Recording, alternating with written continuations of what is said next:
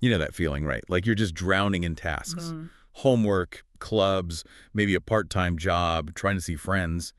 It's just relentless sometimes. You feel completely overwhelmed. And for every one thing you cross off the list, like 3 more appear. Well, today we're doing a deep dive into a book that's like a secret weapon against that feeling. It's Eat That Frog by Brian Tracy, the version specifically for students.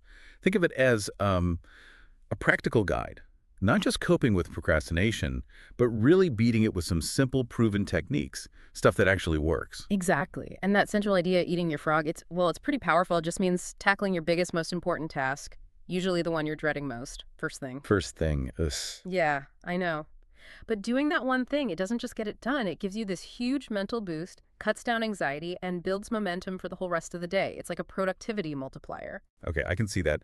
So our mission today is basically to pull out the best bits from this book. We're looking for those really actionable insights you can start using, like today, to get a handle on your time, manage all that stuff, and actually hit your goals, even the really intimidating ones. All right, let's get into it. Before we talk specific tactics like time blocking or whatever, the book really stresses mindset. It says productivity starts there. What's the first piece of that mindset puzzle? Right, so Tracy argues building the right mindset is absolutely key, and he breaks it down into 3 pillars. The very first one is self-esteem. But it's not just about, feeling good about yourself in a vague way. It's tied directly to action and having a sense of control. Action. How so? Well, he talks about this law of concentration, basically. What you constantly think about, what you dwell on, tends to become your reality because it directs your focus and actions almost subconsciously. And that pairs with the law of becoming, this idea that we're always evolving based on our dominant thoughts. So self-esteem isn't passive. It's something you actively build by taking positive steps, getting things done, and pushing yourself just outside your comfort zone. Wow. Okay, so our thoughts literally shape what we do and who we become. Yeah. That's a big deal. If our thoughts are that powerful, how does that connect to, like, taking charge day to day? Especially when, as a student, so much feels like it's decided for you. Yeah, that's a great point, and it leads straight into the second pillar. Personal responsibility. This is about owning your life, your choices, your reactions, 100%. Especially as you get more independence, it means focusing on how you respond, even to stuff you can't control, instead of blaming teachers or deadlines or whatever. Easier said than done sometimes. Oh, for sure. But the book suggests this really simple, powerful mantra. Just keep telling yourself, I am responsible. Mm, Saying it over and over can actually help crowd out those negative, blaming thoughts and shift your perspective from feeling like a victim to feeling like you're in the driver's seat. I am responsible. Yeah. I like that. It feels empowering, yeah. Uh, So self-esteem through action, taking responsibility. What's the third part of this mindset foundation? the third pillar is being relentlessly goal-oriented. Goals give you direction, they give you motivation. And Tracy's specific about how to set them. Write them down, make them positive, state them in the present tense, and make them personal. So not, I hope I get good grades, but I have, as in chemistry, by May 30th, something concrete. Okay, written, positive, present, personal. Got it. And here's the really interesting kind of counterintuitive bit. He says our actions actually determine our feelings much more than the other way around. Wait, really? We usually think we need to feel motivated before we act. Exactly. But he flips it. Just taking that first tiny step, like opening the textbook or writing the first sentence, that action itself can trigger the motivation and good feelings you thought you needed to even begin. Huh.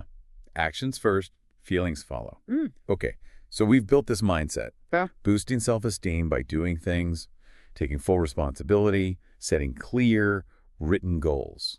Now, how do we actually, put this into practice with our schedule? How do we start structuring our time? Right, the practical stuff. The first step Tracy outlines is called setting the table. It's basically just deciding exactly what you want to achieve before you jump in. Sounds obvious, but most people don't do it thoroughly. I like planning. Yes, but specific planning. Writing down your goals, setting deadlines, breaking big deadlines down into smaller ones, sub-deadlines. He mentions this 10-90 rule, the idea that spending the first 10% of your time planning up front can save you up to 90% of the time and effort during execution. 10 saves 90. That's a huge return. It really is. And interestingly, he advocates for pen and paper lists sometimes. Over digital apps. Visibility. A written list on your desk is always there, constantly reminding you, unlike something you have to open an app to see. It's a constant visual cue. Yeah, that makes sense. Out of sight, out of mind. Okay, so we have a plan. What about the different kinds of work students have, like a massive research paper versus just reviewing notes? Good question. The book suggests you need to study strategically using different chunks of time. You got to categorize your tasks. Think of them as big fish and small fish. Your big fish are those huge, important assignments, term papers, major projects, maybe college applications. These need significant blocks of focused, uninterrupted time, hours maybe. Okay, big fish need big time blocks. Right. Then you have small fish. These are things like reviewing flashcards, reading a chapter, quick homework assignments, things you can slot into shorter periods like a 45-minute study hall or the gap between classes. So you match the task type to the time slot available. Exactly. You wouldn't try to start writing a 10-page paper in a half-hour break. That just leads to frustration. Right, right. But sometimes, especially when you're swamped, everything feels like a big fish. How do you figure out what actually matters most? Where to put that prime focus time? That's where the 80-20 rule comes in. You've probably heard of it, the Pareto principle. Yeah, vaguely. Like 20% of something causes 80% of something else. Precisely. Applied here, it means about 20% of your activities, your tasks, your study efforts will likely account for 80% of your results, like your grades or overall success. So a few key things have a massive impact. Exactly. Think major exams, big projects versus, say, small daily quizzes. Both matter, but the impact isn't equal. The trick is identifying that vital few, that top 20%, and making sure you dedicate your best time and energy there. Instead of just doing the easy little tasks first to feel productive. Right. That's a huge temptation, knocking off the small stuff. But it often means the big, important frogs get pushed back. Tracy says time management is really life management. It's about choosing what to do next based on its actual importance. Okay, identify the vital few. But even when you know what the big fish or the frog is, starting it can feel impossible. That huge, scary task just looms. How do you actually get started? Yeah, the inertia is real. The book offers a couple of great techniques to slice and dice the task. One is the salami slice method. You picture the giant task like a whole salami. You don't eat it all at once, right? Definitely not. You slice off one thin piece. So break the huge project into tiny, manageable steps and commit to doing just one slice. Like for a paper, maybe the first slice is just finding 3 potential sources, Yeah. or just writing the topic sentence. Okay, one slice. What's the other method? A Swiss cheese method. You punch holes in the task, commit to working on it for just a really short burst of time, maybe only 5 or 10 minutes. Just poke a hole in it. Just 5 minutes? Can that really help? Surprisingly, yes. Both methods work because they tap into our psychological compulsion to closure. We naturally want to finish things we start. Completing even a tiny slice or working for just 5 minutes triggers a little release of endorphins, makes you feel good, feel accomplished, and that often gives you the momentum to do the next slice or work for another 5 minutes. It breaks the inertia. Salami slice where Swiss cheese is. Okay, clever ways to just begin. But let's be real, we all have tasks we just flat out don't want to do. Maybe it's a subject you hate or just something really tedious. How does the book suggest we tackle those truly unappealing tasks? Yeah, the ones you'd rather do anything else to avoid. A really powerful motivator here is to consider the consequences. There's research mentioned by a Dr. Banfield at Harvard showing that having a long-time perspective, thinking about the future impact of your current actions, is a huge predictor of success. Long-time perspective. Okay. So you force yourself to ask, what are the potential consequences, positive or negative, of doing this task or of not doing it? If the consequences are significant, impacting a major grade, a future opportunity, your stress levels later than then, that task automatically becomes a high priority, a frog, whether you feel like doing it or not. It shifts your focus from immediate dislike to future outcome. Okay, focusing on the consequences, the bigger picture, that could definitely light a fire under you sometimes. But what if, even knowing the consequences, the task just feels so enormous? Like writing a whole thesis or studying for a massive final exam, it's just overwhelming. Totally. When it feels like you're trying to cross a desert, the advice is take it 1 mile marker at a time. The book uses great analogy about crossing the Sahara. Apparently, they marked the route with oil drums every 5 kilometers. Travelers didn't focus on the whole 500-mile trek. They just focused on getting to the next oil drum. This is the next one. Exactly. There's that old saying, by the yard it's hard, but inch by inch, anything's a cinch. Break it down ridiculously small. Don't think about the whole exam. Think about reviewing the first chapter's notes. Don't think about the whole thesis. Think about outlining the introduction paragraph. Focus only on the very next immediate action. Inch by inch. I like that. It makes it feel doable. But okay, how do you keep that momentum going? Especially when motivation naturally dips or you hit a really tough part of the assignment. How do you push through? Yeah, sustaining effort is key. You essentially have to motivate yourself into action by becoming your own personal cheerleader. Seriously, the book emphasizes how much our self-talk influences our emotions and actions. You have to consciously talk to yourself positively. Like affirmations. Sort of, but grounded in specific behaviors. It references Martin Seligman's work on optimism.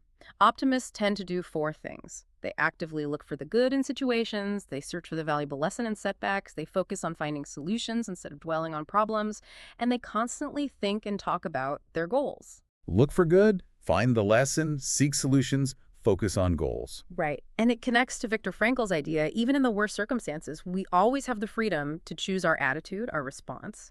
You choose to be your own coach, not your own critic. Choose your attitude. That's powerful. Okay, so you're managing your self-talk. What's the key to actually finishing strong? Getting that task 100% done without getting sidetracked. The ultimate hack for that, according to Tracy, is to single-handle every task. Yeah. This means once you start an important task, you stick with it, no diversions, no distractions, until it is completely finished. No checking texts, no quick email peek, no social media scroll. None of it. Put the phone away, close unnecessary tabs, really dedicate that block of time solely to that one task. The book suggests a mantra. If you get distracted, just firmly tell yourself, back to work, and refocus immediately. Back to work. Okay. Because starting and stopping, picking things up and putting them down again, that constant context switching, can apparently increase the time needed to finish a task by up to 500%. It's incredibly inefficient. Wow, 500%. Okay, single handling makes sense then. Focus and finish. Let's talk about pressure. Student life feels incredibly intense these days, right? Yeah. So much pressure to perform, achieve, get ahead. How does the book suggest handling that constant demand, maybe even using it? Yeah, it's definitely intense. The book's advice is to consciously develop a sense of urgency. Now, this isn't about external panic, it's an internal drive, a desire to get things done quickly and well. It's about creating a bias for action. A bias for action, like just wanting to get started. Exactly. And cultivating this inner urgency can actually help you get into that state of flow, where you're deeply focused, time flies, and you're operating at a really high level of clarity and creativity. Oh yeah, flow state is amazing. Right. So this sense of urgency isn't stressful pressure. It's focused energy. It helps you get more done faster, which in turn actually boosts your confidence and reduces overall stress. Okay, so channel that energy inward. That leads to another point. School tells us what to learn, but not always how to learn effectively. Any advice there, especially with so much information coming at us? Oh, absolutely. This is a big one in the book. Learn how to learn.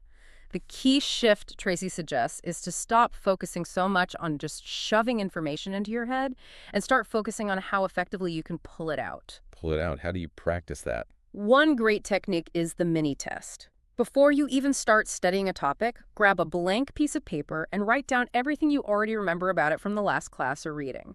Then compare what you wrote to your actual notes or the textbook. The gaps, the stuff you didn't remember, that's precisely where you need to focus your study time.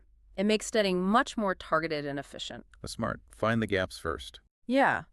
And beyond that, the book stresses identifying and actively improving your core learning skills, things like your reading speed, how you take notes, your research methods, and it points out the incredible resources available now, like Khan Academy, Coursera, free online university lectures.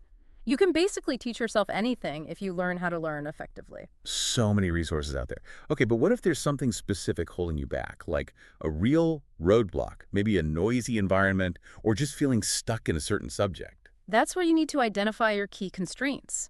A constraint is basically the bottleneck, the limiting factor that's setting the pace for how quickly you reach your goals. And here's the really empowering part. Tracy argues that maybe 80% of the constraints holding students back are actually internal. Internal, not external things like a tough class or a bad teacher. Well, those exist, but often the real bottleneck is within us. It might be a habit, like procrastination itself, a lack of a specific skill, maybe a lack of self-discipline, or even a belief we have about ourselves. So things we can actually control. Exactly. That's the good news. Even something that seems external, like a noisy roommate, the internal constraint might be, say, a reluctance to have an assertive conversation about study times. Or if you have too many extracurriculars, the constraint might be difficulty saying no. The key question to ask is, what is it in me that is holding me back? and then refusing to let your own habits or maybe even others' negative opinions limit what you can achieve. What is it in me? That takes courage to ask, but I see how it puts the power back in your hands. So if we're identifying constraints and trying to improve, what should be our main focus? Where should we consistently direct our energy for the biggest impact on school success? Tracy says you need to focus on key result areas. For a student, the absolute #1 key result area is your academic performance in your classes. That's the main game. And he makes the point that your weakest key result area often acts like a drag on everything else. So maybe you're great at writing papers but struggle with test taking. That test taking weakness can pull down your overall grades despite your writing strength. So you need to shore up the weak spots. You need to identify them and work on them. The crucial question to keep asking yourself is, what one skill, if I developed and did it in an excellent fashion, would have the greatest positive impact on my school performance? Then make improving that skill a priority. Okay, that's a really clarifying question. Let's shift gears a bit to stress. We've touched on it, but it's such a huge factor for students. Does the book offer ways to manage stress before it gets overwhelming, like preventative measures? Yes, definitely. It's not just about coping when you're already stressed. It's about setting things up to minimize stress in the first place. A big one is prepare thoroughly before you begin. Just having everything you need ready before you sit down to work your books, notes, logins, any research materials. A simple act of preparation can significantly reduce the friction to getting started, which lowers procrastination and stress. Reduces that initial hurdle. Exactly. And this ties into combating perfectionism too. If you prepare well, you can aim to get a task, say, 80% done well before the deadline, leaving you time to polish and refine without that last-minute panic. That buffer zone is a huge stress reducer. That makes sense. Aim for 80% early. Now, here's a massive source of stress and distraction for students today. Technology. How does Eat That Frog address our relationship with our devices? Oh, it addresses it head on. The message is pretty blunt. Technology is a terrible master. Think about it. Tech companies are literally in the business of capturing your attention, your mind share. They design apps and notifications to be addictive, to constantly pull you back in. Yeah, the constant buzzing and pings. Right. And this constant bombardment fragments our attention, shortens our focus spans, and makes deep, concentrated work incredibly difficult. The key insight, though, is that you have a choice. You don't have to be a slave to the notifications. So how do you take back control? Simple strategies. Turn off all non-essential notifications, like really, almost all of them. Make a conscious decision not to check your phone first thing in the morning or last thing at night. Understand that multitasking is basically a myth. Rapidly switching between tasks is just inefficient and stressful. And interestingly, the book even mentions that the physical act of handwriting notes can improve memory and understanding compared to typing. Handwriting. Yeah. Old school. Okay, so tech is a terrible master. Yeah. But can it be a good servant? Can we use it strategically? Absolutely. It flips right to technology is a wonderful servant if you're in charge. The advice is to be intentional. If you try a new productivity app, stick with it for a couple of months to really see if it works for you. Don't just jump between apps constantly. Consider, as we said, maybe using pen and paper for your main to-do list for that visibility. Maybe segment your communication, have one channel just for urgent family contacts so you're not checking everything all the time. Be deliberate about how you use it. Precisely. And then leverage the incredible upsides. The book calls the internet the land of infinite possibility. Think about Khan Academy, Coursera, free university lectures online. You can learn almost anything. You can even find and potentially reach out to experts in fields that interest you. The learning potential is immense if you use tech as a tool, not let it use you. Use it as a tool. Yeah. Okay, one last area. For students who feel like they're just doing too much, juggling too many things, is there a way to actually do less but achieve more of what really counts? Yes, and it's a concept called practice creative procrastination. Creative procrastination. Isn't procrastination the enemy? Well, the reality is everyone procrastinates on something. You simply can't do everything. So the key is to be strategic about what you choose to put off. You should consciously choose to procrastinate on, delegate, or even eliminate low-value activities, the tadpoles, as the book calls them. These tadpoles. Cool. Little tasks that don't matter much. Exactly. Things that soak up time but don't really move the needle on your important goals. By procrastinating on the tadpoles, you free up time and energy for your high-value frogs. This means setting posteriorities, deliberately deciding what you will do less of, or later, or maybe not at all. Setting posteriorities. I've never heard that term. It requires learning to say no, politely but firmly, for requests or activities that aren't essential to your main goals. Always remember the opportunity cost. Every hour you spend on a low-value task is an hour you can't spend on something more important. So maybe you creatively procrastinate on cleaning your room perfectly so you can finish that important essay first. Choose what not to do. That's a powerful idea, too. So really, when you boil it all down, this deep dive shows that developing that consistent daily habit of identifying and tackling your most important task first, eating your frog, is fundamental. It's the key to feeling effective, powerful, and in control of your student life. It's about making proactive choices instead of just reacting to everything coming at you. And the really hopeful part is none of this is magic. These are all skills. They're learnable habits you build through practice, through repetition. You don't need to change everything overnight. Maybe just pick one thing from our chat today. Just one technique, maybe the salami slice for that project you're avoiding, or committing to single-handle your next study session without checking your phone. Yeah, just try one thing, see how it feels. Because when you start consistently applying even one or two of these principles, you really do start shaping your own future success. Rather than just letting things happen to you, your potential really is unlimited when you take charge like this. So, as we wrap up, we want to leave you with a question to think about. What is your biggest, ugliest frog right now? What's that one task looming over you that, if you did it, would make the biggest positive difference? And more importantly, what's the very first tiny inch-by-inch step you can take to start eating that frog? Maybe even today.